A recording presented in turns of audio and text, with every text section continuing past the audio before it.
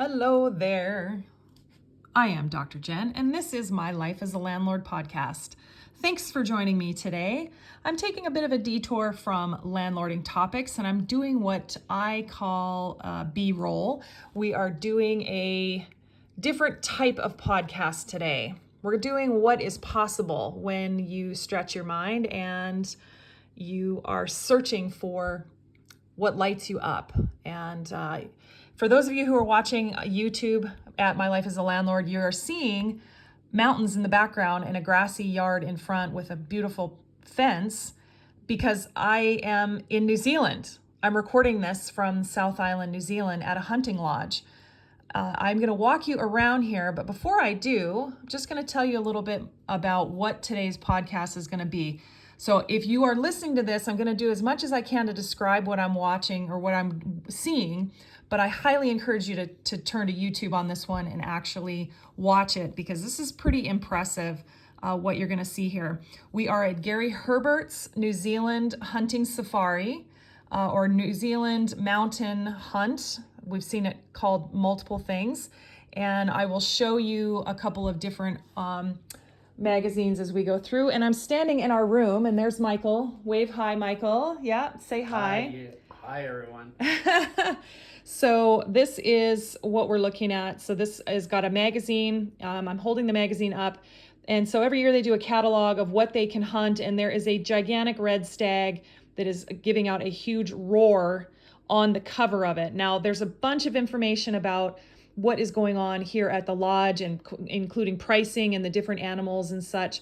And we'll get through some of that. I'm not going to actually go through in the catalog, but if you want to look more, the website is there, newzealandhuntingsafaris.com, and Gary Herbert's email. So if you want to see it, this is one of the rooms. So they are king size rooms. I should have turned the lights on. This is our actual room, warts and all. This is what you get.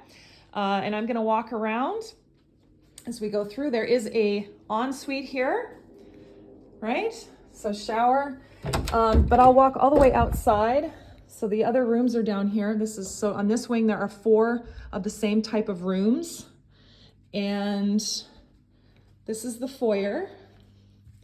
And I will walk around a bit. There are more guest rooms that way. And this is the main living area, I guess. This is where everybody dines and enjoys the mounts on the walls. So this is a red stag. This is a fallow deer, and actually they have different color fallow deer. So there's a chocolate one, there's a caramel one, and then there's a white one.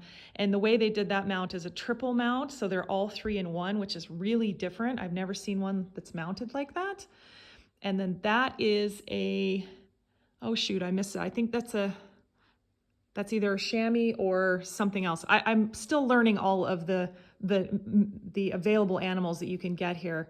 And these animals are pretty spectacular. They are bred for this, and the meat does go to local farmers and the guides and the staff, and so because you can't take the meat home, right? So that one is a chamois. So it looks like a big fluffy mountain goat with short curly horns. It doesn't curl like a mouflon sheep though.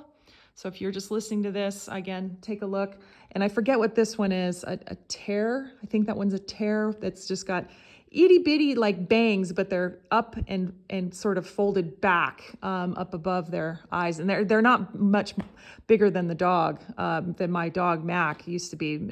He's a German Shepherd. So pretty interesting. And so we'll go around the room here, great big long dining room table.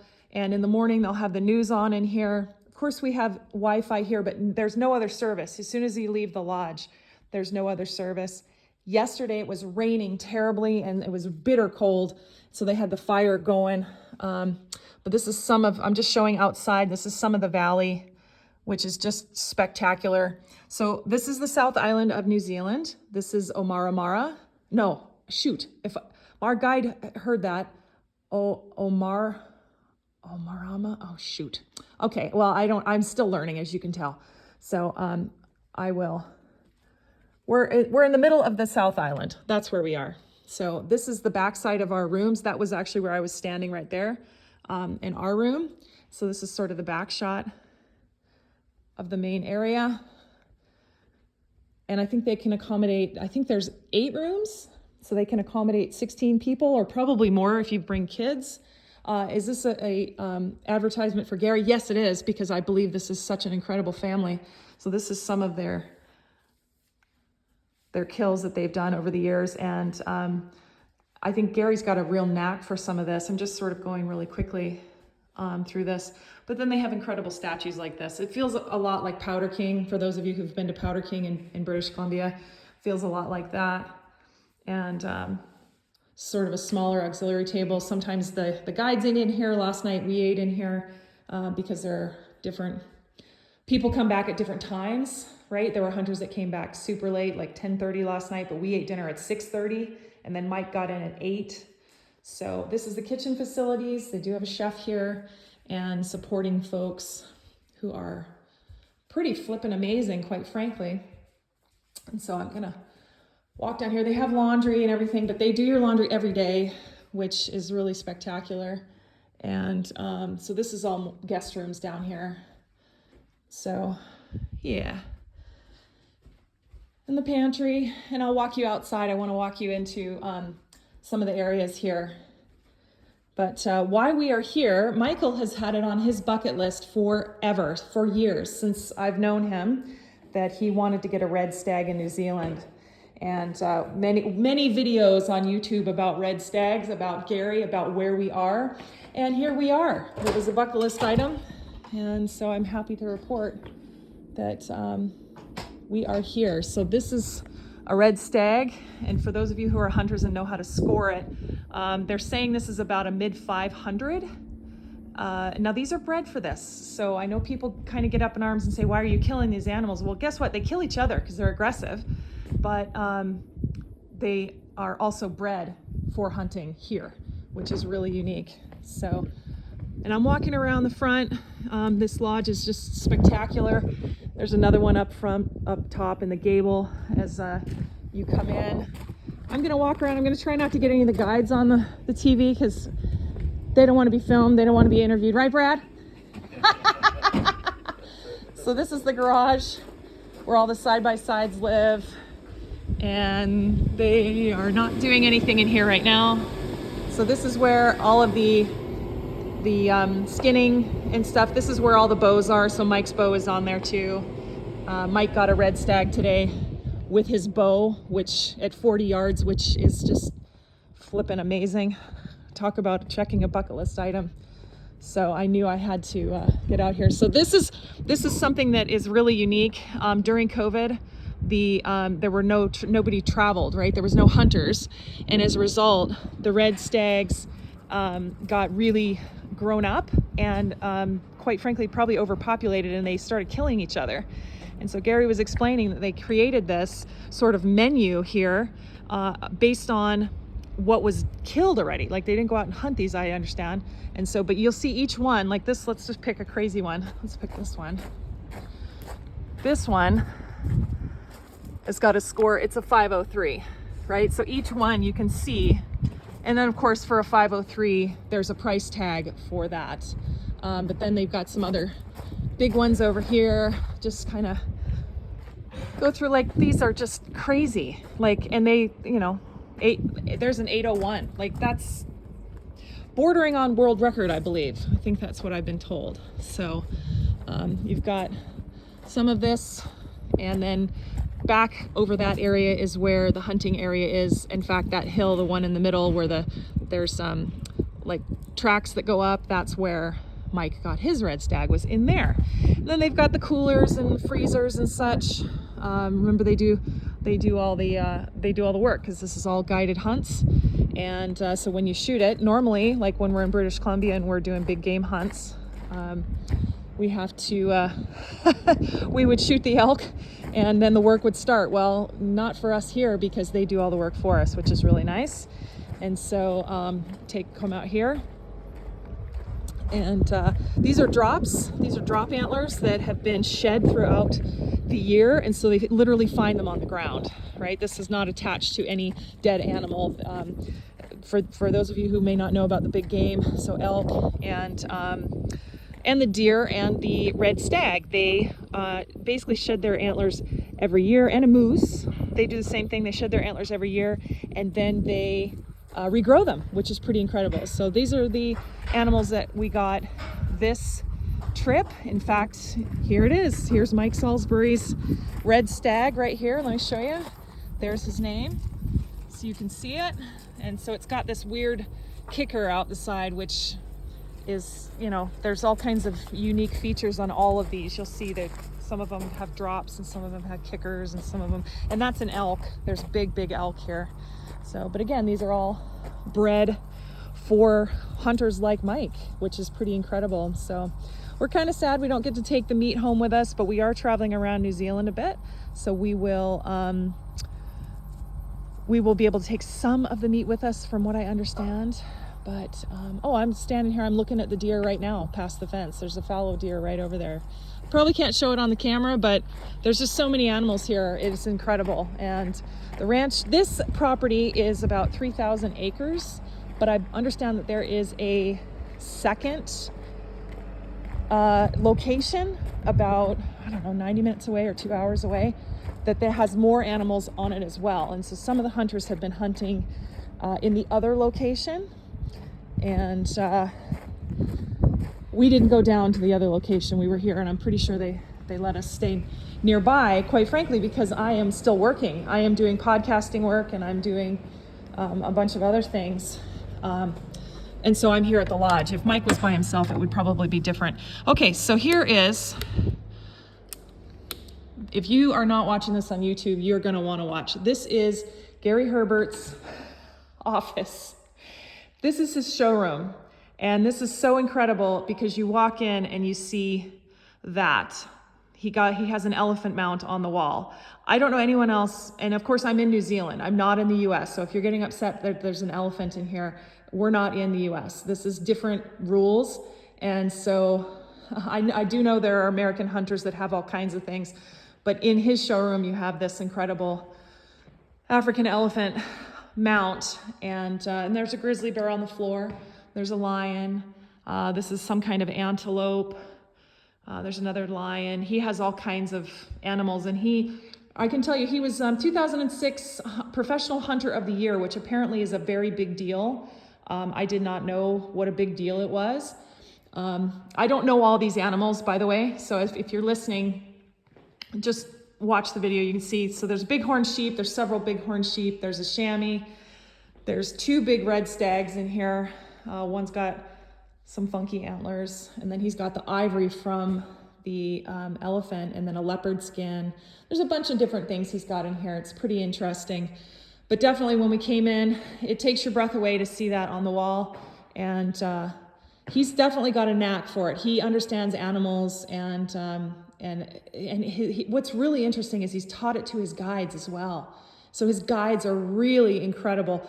The fact that Mike got a red stag with his bow, for those of you who are not a hunter, a rifle shot is, could be, anywhere between 50 yards and, it could go up to way higher than that, maybe 200, 300, 400 yards, depending on the caliber of your rifle. But for a bow, it's got to come in right close. And so he shot his bow today and killed the red stag at 40 yards, 40. And so I asked Mike, I said, how'd you do that? And he says, well, I had to belly crawl. So they belly crawled up on this red stag, and the stag stood up, and they shot him, but he have to get in really close. So their guides definitely have been taught really well from Gary. It's pretty incredible. Oh, this is his award for Hunter of the Year, 2006 Professional Hunter of the Year. And what he was explaining about what is so special about this award from the Safari Club International, Professional Hunter of the Year. It's so incredible. He had to be recommended by over 5,000 people, and he could not have any complaints, whether they were valid or not. He could not have any complaints about him at all to actually be considered for this award. It's a huge deal. So his hospitality is second to none, and the staff, the whole thing is incredible. So that is his showroom. I do have some photos. Let me see, I'm turning all these lights off. And we're going back into the garage here. Of course, this is where all the side-by-sides are. They have 4 side-by-sides that live in the garage. And I'll walk back into the main area to show you one more time, but let's see, did I hit all the high points? Who, what, when, where, why, how? Let's see, who was Gary Herbert. Mike and I are here at Gary Herbert's. Mike decided over Christmas that he really wanted to make the jump and to, get to New Zealand, and so here we are. So that's the who. So where we are on the middle of the South Island of New Zealand. What we are hunting red stag animals, and there are several other animals that you can get. But again, they're bred to be trophy animals. That's what they're bred for, and so that's what we decided we were going to do. And let's see, who, what, when, where, why. It was on Mike's bucket list since I knew him, since I met him 20 years ago. He has always talked about getting a red stag in New Zealand, and I don't know what it was about that, but he knew that it lit him up. For those of you who might know Mike, or you want to know more about Mike, we just recorded a podcast. I forget which episode. It's in 110, 115, somewhere in there, learning all about Mike, just as an intro. But he is quite the hunter. He's the chaser, and that's one of the reasons why he does such great real estate deals, is because he is inherently a chaser. As a big game hunter, he has an elk. He got an elk with his bow. I've gotten an elk with a rifle, but of course Mike called it right into me 20 feet away. So and then of course he has all kinds of other animals. He has a buffalo, he has a moose. If you've ever been to our house in Pearl River, you know that we've got all kinds of mounts. But that's what he wanted to do, is he wanted to have big game, and in BC, or in Hawaii, whatever we get, we eat, right? Like, we're not throwing the meat away. We don't just take the back straps and the heart and throw it away. That's not what we do. Unfortunately, in New Zealand, we cannot take the meat out of New Zealand, and so we can take the rack, which is the antlers. I believe we can take the cape, but I might be wrong. I haven't quite gotten that far, because Mike just got this red stag just a couple hours ago, so it's pretty fresh. And then the meat is hanging, and the meat will get divvied up to local farmers, the guides, the staff, and I understand even from some of the farmers will take the offcuts, like the cuts that are really fatty or aren't good for eating necessarily, and they'll use them for dog food, things like that. So nothing goes to waste, right? It's pretty incredible. So there's Major the dog. Looks like a golden lab. He's a pretty cool guy. And yeah, so did I get them all? Who, what, where, what, when, why? Oh, when.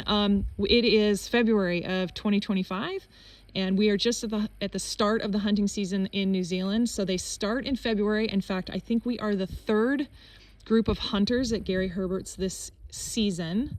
So they started like mid-February this year, and then they'll go through August. And for those of you who are interested in when the rut is here, the rut is when the animals are nice and horny and they're fighting each other for the women and they're really riled up. The rut is in the end of the last week of March and the first 2 weeks of April. And typically what Gary is saying is that most hunts in the rut, or I think sometimes he calls it the raw, that fills up years in advance, because that's very special to be able to hear the loud roar.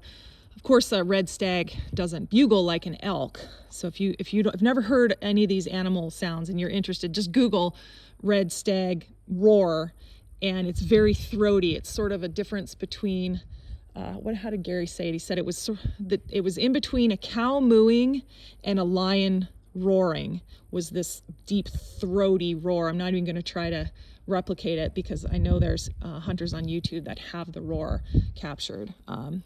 But yeah, if you've never heard a roar or an elk bugle, those are pretty incredible things to hear live. So who, what, when, where, why, how much? To make a deposit on this, I think they're sold out for the 2025 season. The 2026 season and beyond, I believe the deposit is $7,500 for 4 nights and 5 days. And it's all based on availability. It is a non-refundable deposit, and that is in US dollars. And Gary really understands how to work this market. So typically his market is North Americans, typically Americans, but can be other nationalities as well. It does not have to just be Americans, but all the prices are in US dollars. And then based on what you get, based on what you want, because not all the animals you get every year. In his catalog, he has, in the very back, he has it based on what you want, when the best time to come is, come to the ranch. Now that does include an incredible experience. I am not hunting, so I'm extra. I'm a $300 a day extra that'll be added on at the end, plus the price of his stag. And again, look at the catalog for all that. At the end of it, Mike might get another deer, maybe a fallow deer. And then there's a talk of maybe he'll get like a chamois or something. Well, it's, you know how it is. When you're hungry and you go to the grocery store and then you go to the checkout line and you're still grabbing chips and gum and everything at the checkout line, well, that's exactly what's happening here. So Mike has another day and a half, and so he's kind of going, well, I might want one more animal. I might want one more animal. Begrudgingly telling him just like what my mom used to say, or she still says, you want to save something for next time, because this is going to be a hellaciously expensive trip if we keep doing this. But at the same time, it's kind of a fair balance of, we're here, seize the opportunity. You don't want to live with regrets, and I don't want to get home and have Mike turn around and say, why didn't we do this, or why didn't I get this animal, because you never know what tomorrow brings. And yeah, so that's the who, what, when, where, why, how much at Gary Herbert's New Zealand hunting safaris. And I'll go back into the main room in here now that I've chatted with you a bit, so that you can see the website again. And I'll get that. If you're listening to the podcast and you're not watching, that's fine. But I will read that out so you know what is there. Let's see. Oh, this is his actual, if you're watching this, this is his actual award, which is pretty spectacular. So it's a big glass award. It's about 1 foot across, and his beautiful family, Louise and his 3 girls. They're lovely. So this is the catalog again. I showed it at the beginning. I'm showing it again. The Gary Herbert's New Zealand hunting, and then the website is www.nzhuntingsafaris.com. That's www.nzhuntingsafaris.com. And his email is gherbert@extra.co.nz. And I will spell that GHERBERT@XTRA, that's extra with no E, xtra.co.nz. But if you Google Gary Herbert, New Zealand, and honestly, if you just Google New Zealand hunting, this is going to pop right up. Like, you're not going to have a problem finding it. And then they'll start going through. There's pictures of all the different types of stags and how they score them, and the different animals. Like, they have a different, like a ram, a goat, a boar, fallow deer. There's elk. Yeah, there's all kinds of cool stuff. So, yeah, thanks for joining me. I wanted to record a podcast here. I did ask Gary if I could put him on My Life as a Landlord, and he said yes, which was lovely. So there it is. Thanks for joining me. I am Dr. Jen, and real estate and landlording has taken us to New Zealand. I hope you all are well. Aloha.